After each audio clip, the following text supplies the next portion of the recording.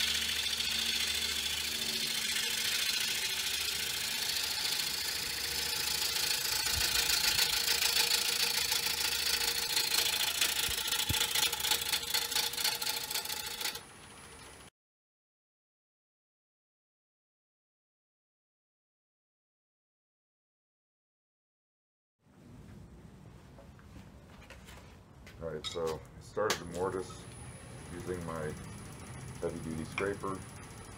I'm coming in with a smaller scraper.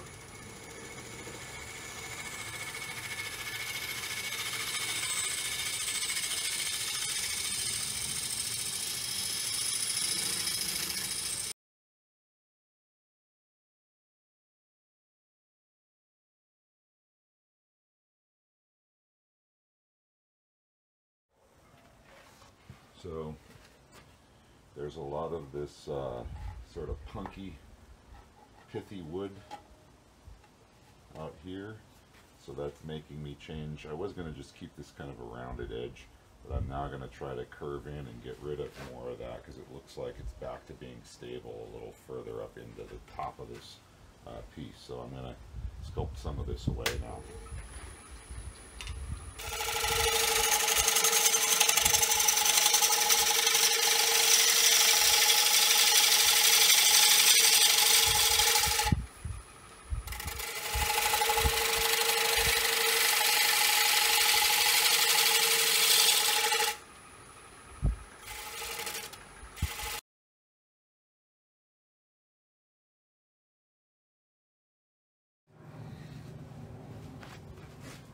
Alright, I'm getting a pretty nice shape here. Just refining the outer edge.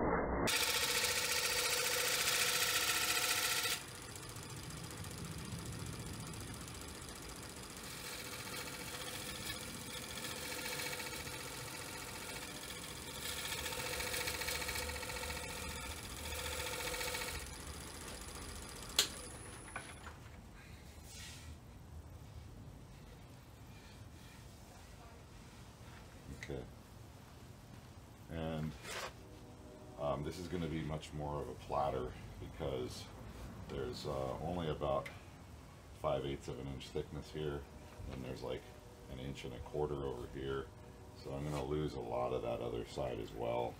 just because it's so out of balance. It's so warped and wobbled.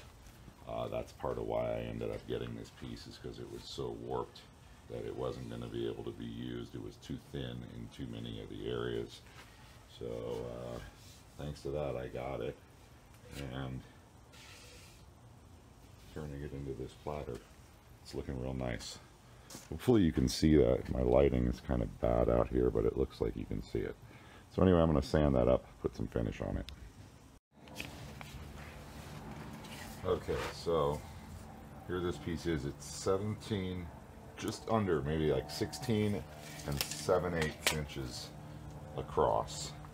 And I'm applying some Yorkshire grit here.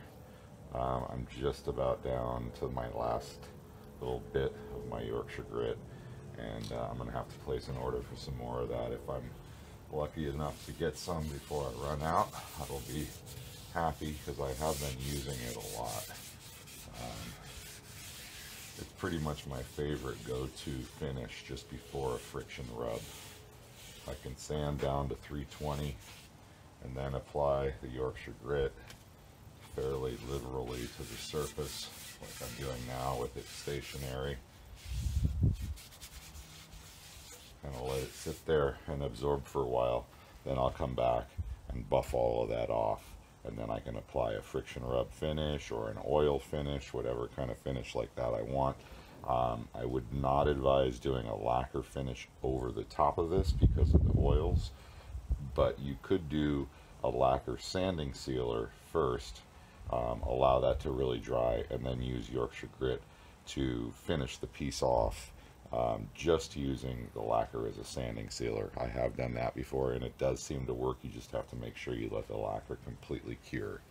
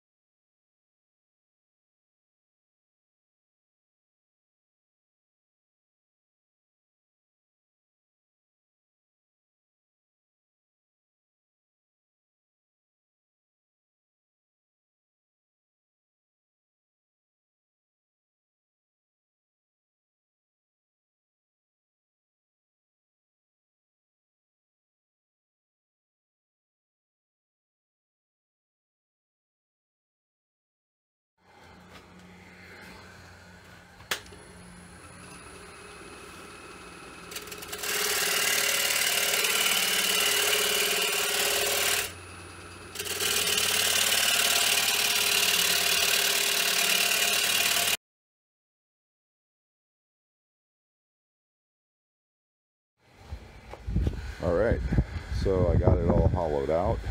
Now I'll sand it down and put some finish on it. Okay, here it is finished. I decided to put a little bit of some design work here with the Robert Sorby tool on the bottom. And now I just wiped it down again with some Yorkshire grit. Letting it sit here and soak some of that in, and then I'm going to burnish it off and wipe it down, put a little friction rub finish on it, or maybe just an oil finish probably on this one. But I will do an oil finish that I sort of friction rub in anyway. And then I'll get some pictures of it and show it to you. If you like this video, please give me a thumbs up, like, share, comment, post it. And this piece has some incredible grain in it. It was definitely spalting and freaking it out a little bit. So there you have it. This piece is finished, and like I said, I'll post some stills at the end of this video.